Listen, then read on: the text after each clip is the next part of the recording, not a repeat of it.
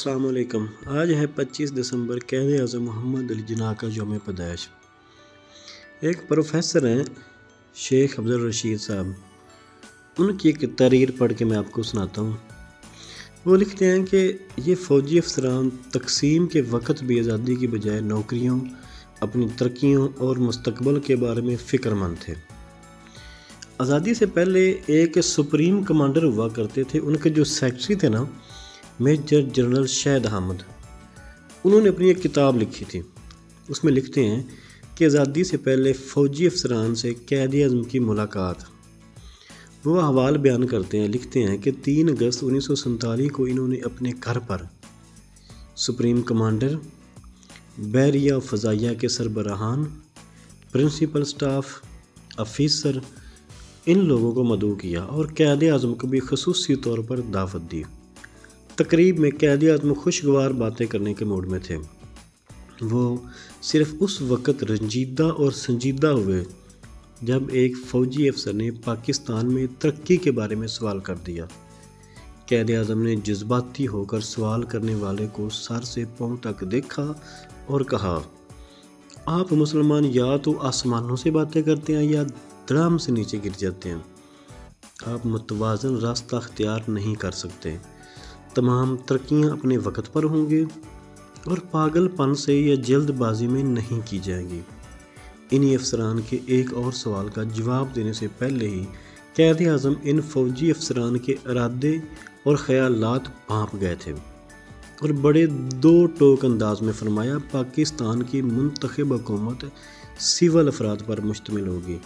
جو بھی جمہوری اصولوں کے برعکس سوچتا ہے، اسے پاکستان کا انتخاب نہیں کرنا چاہیے۔ میجر جنرل شاہد احمد کے بیان سے ظاہر ہوتا ہے کہ مسلمان فوجی افسران کو آزادی اور حصول پاکستان کی خوشی کم اور اپنی نوکریوں اور ترقیوں کی فکر زیادہ تھی۔ ایک رہنما کی حیثیت سے قائد اعظم کو اس ملاقات میں ہی اندازہ ہو گیا تھا کہ یہ فوجی افسران پاکستان کو اپنی ذاتی جگیر بنانے کی کوشش کریں گے۔ چنانچہ انہوں نے بغیر کسی ابہام کے واضح کر دیا کہ یہ منتخب سول حکومت ہوگی اور جو اس کے برعکس خواہش رکھتا ہے وہ پاکستان منتقل ہونے کا خیال دل سے نکال دے۔ ٹھیک ہو گیا۔ پیشہ ورانہ ذمہ داریوں سے انحراف کے ارادے رکھنے والے فوجی افسران کو بابا قوم نے بڑے واضح طریقے سے سمجھا دیا تھا، لیکن پھر بھی کچھ بے وقوف تربیت یافتہ افسران اپنی سوچ اور عمل میں تبدیلی نہ لا سکے اور پاکستان کی آزادی کے دن بھی اپنی ذہنیت کے حامل افسران نے آنے والے دنوں کی نحوست کا اظہار کیا۔ ایک اور جگہ لکھتے ہیں کہ 13 اگست کا دن تھا۔ پاکستان کے پہلے گورنر جنرل کراچی میں ایک استقبالیہ دے رہے تھے جس میں لوگوں کی ایک کثیر تعداد کو مدعو کیا گیا تھا۔ حاضرین میں دفاعی ملازمتوں کے چند عہدیدار بھی تھے۔ یہ دیکھتے ہوئے کہ قائد اعظم اپنے مہمانوں کے ساتھ بے تکلفی سے گھوم پھر رہے ہیں، وہ فوجی افسر بھی قائد اعظم کے قریب آ گئے۔ انہیں وردی میں دیکھ کر قائد اعظم نے پوچھ لیا کہ آپ لوگ کیسے ہیں؟ اس بے تکلفی سے اس گروپ کے ایک افسر کرنل اکبر خان، ان کو حوصلہ ملا اور انہوں نے دفاعی حکمت عملی پر اپنے خیالات کی وضاحت شروع کر دی۔ جوش بیان میں انہوں نے ایسے معاملات پر جو ایک جمہوری نظام میں کیسی سول حکومت کی ذمہ داری ہوتی ہے، یہ مشورہ دینا شروع کر دیا کہ دفاعی ملازمتوں کا انتظام کس طرح چلانا چاہیے۔ ابھی کرنل اکبر نے بات پوری نہیں کی تھی کہ قائد اعظم نے ان کی گفتگو کے درمیان سے ہی قطع کر دی۔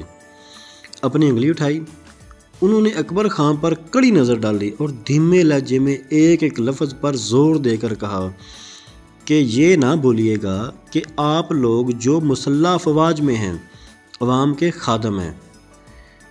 قومی پالیسی آپ لوگ نہیں بناتے، یہ ہم شہری لوگ ہیں جو ان معاملات کا فیصلہ کرتے ہیں اور آپ کا فرض ہے کہ جو ذمہ داری آپ کو سونپی جائے اسے پورا کریں۔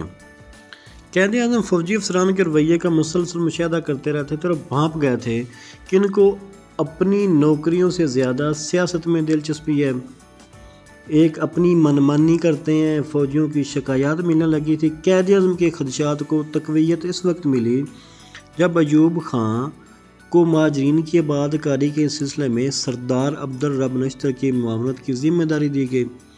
سردار عبدالرب نشتر نے قائد اعظم کو رپورٹ پیش کی کہ ایوب خان نے اپنی ذمہ داریاں پوری نہیں کی اور اس کا رویہ پیشہ ورانہ نہیں ہے۔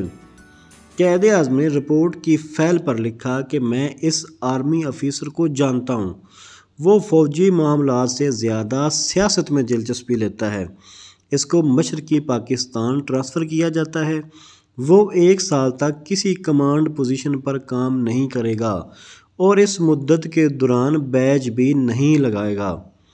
ابتدائی مہینوں میں قائد اعظم کو ملٹری افسران کے سول اتھارٹی کی تابع داری کے حوالے سے ایک اور تجربہ ہوا۔ میجر جنرل شاہد حامد کے مطابق 27 اکتوبر 1947 کو قائد اعظم نے کمانڈر ان چیف کو حکم دیا کہ افواج پاکستان کو آزاد جموں و کشمیر بھیجا جائے اور سری نگر اور درہ بانپال پر قبضہ کر لیا جائے، لیکن اس وقت کے جنرل گریسی نے قائد اعظم کے احکامات کی تعمیل سے انکار کر دیا۔ مطلب یہ جو ہمیں آج آنکھیں دکھاتے ہیں، یہ قائد اعظم کو بھی آنکھیں دکھا چکے ہیں، بانی پاکستان کی بات کا انکار کر چکے ہیں۔ ٹھیک ہو گیا۔ اس وقت کے جو جنرل تھے اس نے حکم عدولی کی تھی۔ یہ فیصلہ سازی کے عمل پر سوالیہ نشان لگا دیا تھا۔ جنرل گریسی کے قائد اعظم کے احکامات سے انکار نے فوج کی تابع داری نظام کا پول بھی کھول دیا تھا۔ ایسی فوج جس کے روایات میں شامل ہے کہ وہ حکومت کی وفادار ہے، وہ سیاسی مداخلت نہیں کرتی، کیونکہ فوجی تنظیم کی اساس تابع داری ہے۔ فوج کا مطلب ہی ہے کہ ہر حکم بجا لانا۔ ان معنوں میں اس وقت کے جنرل نے سربراہ مملکت کے حکم کی تعمیل نہ کر کے فوج کے مستقبل کے ارادوں کو آشکار کر دیا۔ ان واقعات اور فوجی افسران کے رجحانات ہی تھے جنہوں نے بابائے قوم کو پریشان کر رکھا تھا۔ وہ 25 مارچ 1948 کو مشرقی بنگال کے گرینڈ افسروں سے خطاب کرنے گئے تو انہوں نے اس پس منظر میں سرکاری ملازمین کو ان کے فرائض سے آگاہ کیا اور فرمایا، دوسرا نکتہ، مختلف محکموں میں عوام الناس کے ساتھ آپ کے رویے اور برتاؤ کا ہے۔